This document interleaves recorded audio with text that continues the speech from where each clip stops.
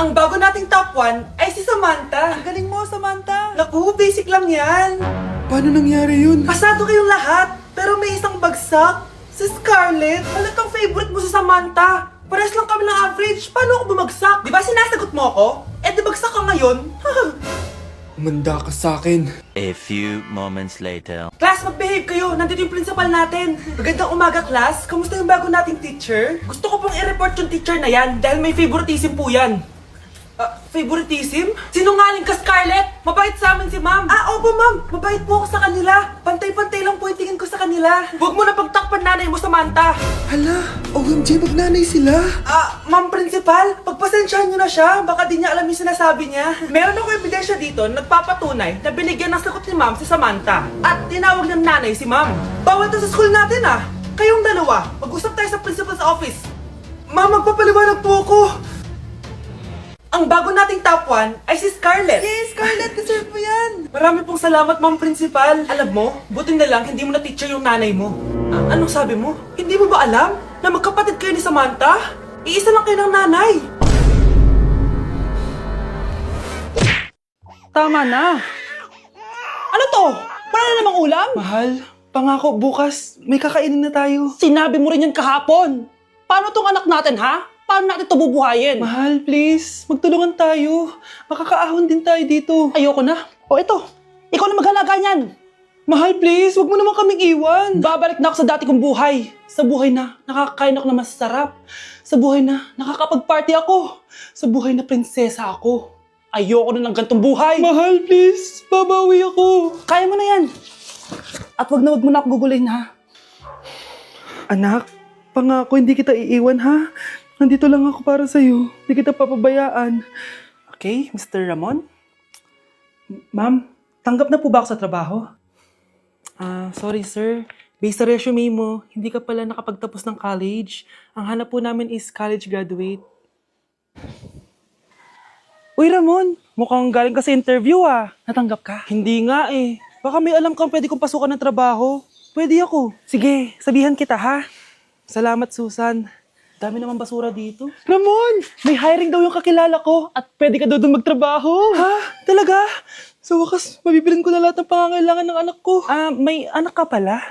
Oo. Iniwan kami ng nanay niya dahil di niya kaya tong gantong buhay. Hayaan mo, hindi mo deserve yun. Wow! Ang bilis! May pumalit na agad sa akin? Mali ka nang iniisip. Alam mo ba Ramon, nabibili ko na lahat ng gusto ko ngayon. Kumakain kami sa magandang restaurant at nakatira ako sa mansyon. Ha? Honey, tara na. Ipag-shopping pa kita mamaya. Baka malit pa tayo sa dinner natin. Okay, honey, papunta na. At ikaw babae ka. Kung ayaw mong masira ang buhay mo, layuan mo yung lalaking yan. Anak, malapit na akong manganak. Magkakaroon ako ng kapatid, Nay. Oo, anak, magiging kuya ka na. Nakaka-excite naman, Nay. A few moments later. Mare, musta na? Uy, Mare, buntis ka din pala? Oo, Mare, malapit na nga akong manganak eh. Sabay pala tayo manganganak, Mare. Siguradong mas maganda anak ko kesa sa kanya. Di ka sure, mas maganda anak ko, magmamana ba naman sa akin? Sakit na dyan ko! Manganganak ka na? Darling! Tulungan mo ako! Anong mangyayari, darling? Manganganak na ako, darling! Manganganak ka na? O sige, ikaw ka muna doon! Sakit na dyan ko! Manganganak na din ata ako! Manganganak ka din? Oo! Hinga kayo ng malalim tapos ire! Sige, malapit na! Di ko na kaya! Darling, eto na anak natin! Ang ganda ng anak ko! Ang ganda-ganda mo, anak! Ba't magkamukha anak namin? Ha? Ikaw ba tatay nun? Darling, I can explain! Mare! Walang ya kayo! Darling! Mare! Magsama kayo!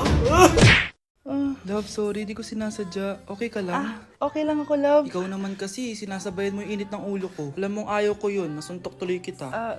Sorry.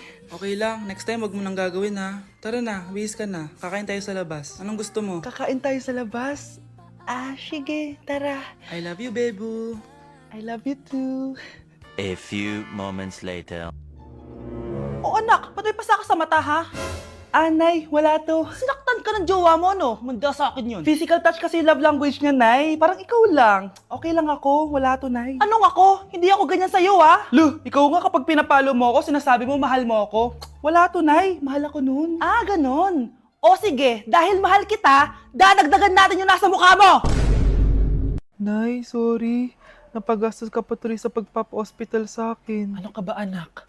Nawala na nga sa akin yung kuya mo, di ba? Ayoko namang mawala ka din sa akin. Hello po, good morning. Dok, ano po balita? Makakalabas na po ba si Scarlett bukas? Ma'am, may good news po ako. Pwede na po lumabas si Scarlett bukas. Salamat sa Diyos! Hindi na ako magiging pabayang ina. Ayoko na maulit yung nangyari sa kuya mo. Nay, ano pala nangyari kay kuya? Hindi mo pa nakakwento sa akin yun. Ha?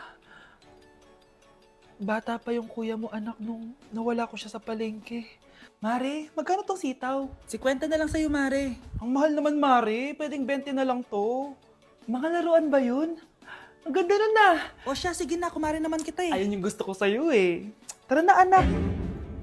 Anak, anong lugar na to? Nasaan yung batang yun? Nasaan na si nanay? Nay! Anak! Ate, may nakita po kayong bata dito? Ay, wala po akong nakita eh. Nasaan na ba yun? Anak! Simula noon, hindi ko na nakita yung kuya mo, Scarlett. Hanggang sa may pumuntang pulis sa bahay natin. Ang sabi nila, patay na daw siya. Grabe naman yung nangyari kay Kuya Nay. Ang lungkot naman po pala nung nangyari sa kuya ni Scarlett. Sige na po, ma'am. Kailangan ko pa po bisitahin yung mga ibang pasyente. Sige po, Dok. Salamat po. Anak, ang importante, makakauwi ka na bukas. Opo, Nay. Makakapag-thirst trap na ako ulit.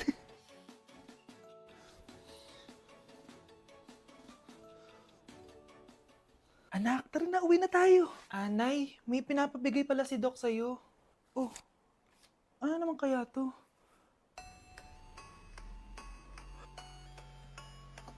Paano nangyari yun? Nay, bagsak po ako. Sige anak, bawi ka na lang next time. Hindi ka galit, Nay? Nakita mo yung reaction ko, di ba? Hindi ako nagalit.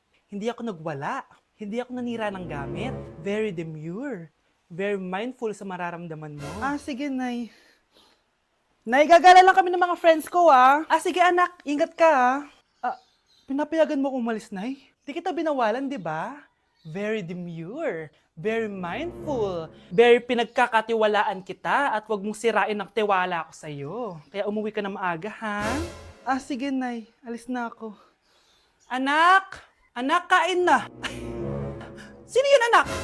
Nay, boyfriend ko po. Pogi niya, no? Very cutesy.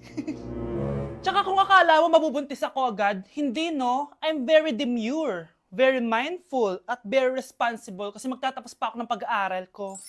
Oo nga, very demure ka dyan. Kain na. Okay, class. 5 points sa akin ang makakasagot neto. Ano ang pangalan ni Rizal? Ma'am. Yes, Scarlett? Rizal Park. Anong Rizal Park? Jose Rizal yon. Diyos ko, mga bata ngayon. Siya ang pambansang... Ma'am, siya ang pambansang opa. Siya ang pambansang bayani natin. Anong pinagsasabi nyo? Kompletuhin nyo to. Ang kabataan, ang pag-asa ng busan. Mali! Bayan! Pinagluloko nyo ako, ha? Eto. Ano ang sinulat na libro ni Jose Rizal? Ma'am, El Filibusterismo. Imnida. Tama na sana eh. Naloloko na kayo sa K-pop at K-drama na yan, ha? Last na talaga. Ayusin nyo na. Okay, class. Last question. Sino ang kapatid ni Rizal? Kapatid ni Rizal? Ma'am. Eto, sure na ako sa sagot ko. Yes, Scarlett. Ang kapatid ni Rizal Park ay si... si Sandara Park. Wow! Anak, di ako makapaniwalang may pinapatayo na tayong bahay. Nay, deserve natin to. Ang tagal niyo din to pinaghirapan. Ma'am, saan ko po ilalagay itong mga semento? Doon na lang sa gilid, kuya. Sige po, ma'am. Excited na ako matapos tong bahay natin, anak. Saan dito? Hoy, huwag ka pupunta dyan! Grabe nangyari sa kanya. Naman siya. Ba't ang daming tao? Engineer, anong meron? Ma'am, yung isa sa mga trabahador namin, nakuryente tapos natabunan ng semento. Ayun, namatay. Ha? Paano nangyari yun? May nag-utos ata sa kanya na ilagay yung semento sa gilid. Madami live wire dun eh. Nay, Ang problema, ma'am, kung tatanggalin pa namin yung katawan niya sa ilalim ng semento, baka hindi agad matapos tong bahay niyo. Hindi pwedeng hindi matapos agad tong bahay na to. Di bale, babayaran ko na lang yung pamilya nung namatay. Nay, sigurado ka ba? Sige po, ma'am. Sige na, ituloy nyo na yan. Congrats po, ma'am. Natapos din yung bahay niyo. Ang ganda, di ba? Wow, ang ganda. Maraming salamat, engineer. Una na po ako, ma'am. Anak, tara pasok na tayo. Wow, ang ganda ng loob. Nay, hindi talaga ako mapakali na may bangkay dito sa ilalim ng bahay natin. Huwag kang okay, anak. Kasalanan niya naman kung bakit siya namatay eh. Ay, matutulog na lang ako sa bago kong bahay. Wow, ang ganda ng kwarto ko. Ano yun? Kasalanan mo kung bakit ako namatay. Nay! This year, ang Christmas decor namin dapat aesthetic, mala Pinterest score, minimalist but magical. Nay, ganito yung gusto kong Christmas decor. Need na lang natin ng ribbons, garlands, glitters, and maybe a glue gun. Tingnan mo, may ilaw pa sa bintana mo. Anong gusto mo, mag-parol show? Nay, trust the vision. Sige, basta, huwag kang gagastos ng bongga, ha? Wow, ang ganda nito. Grabe, ang dami ng tao. Christmas season na nga talaga. Okay, good, secured. Ayan, all added to basket na. Ayan, secured na talaga.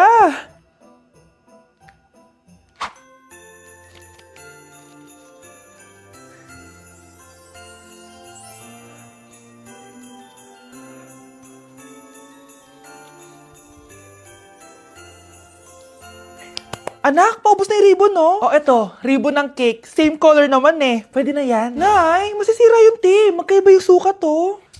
Nay, ba't mo inopen yung electric fan? Mainit kasi. Ay, Diyos ko, ang kintab ng pusa. Ang gulo na tuloy. Gusto ko lang naman maging maganda to eh. Anak, maganda naman oh. Tingnan mo. At least, nagkaroon tayo ng mother-daughter bonding. Parang okay naman. O, di ba? I'm the OG interior designer.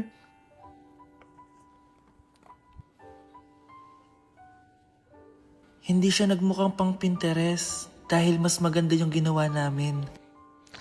Eto, Nay, para sa'yo. Oh, ano to, anak? Nakita ko kasi yan sa National Bookstore. Tapos naalala ko, di ba gusto mo ng planner na galing sa mga coffee shop? Kaya binili ko na yan. Baka maging acidic pa tayo kakakapin natin. Makuha lang yung planner na gusto mo. Tsaka binilhan din pala kita ng pouch. Lagayin mo na kung ano-ano, Nay. Oh. Aw, thank you, anak. Welcome, Nay. Fried chicken, Normal people, adobo, normal people, kwek, millionaire, isaw, billionaire, kare, normal people, Betamax, millionaire, sinigang, normal people, siomai. billionaire. Anak! Ano ginagawa mo? Ba't ang kalat ng kwarto mo? Wow! Piliin mo ang Pilipinas? Gusto to, Nay, yung piliin mo ang Pilipinas. Proud Filipina kasi ako. Eh, di ba sabi mo kanina sa akin, ayaw mo na tumira dito sa Pilipinas kasi sobrang init. Tapos sabi mo sa akin, kapag nakagraduate ka, sa abroad ka na titira. Basta, gagawin ko pa din. Sige, post mo. Ako unang mambabash sa'yo. Napaka-supportive naman ni nanay. Ano yan?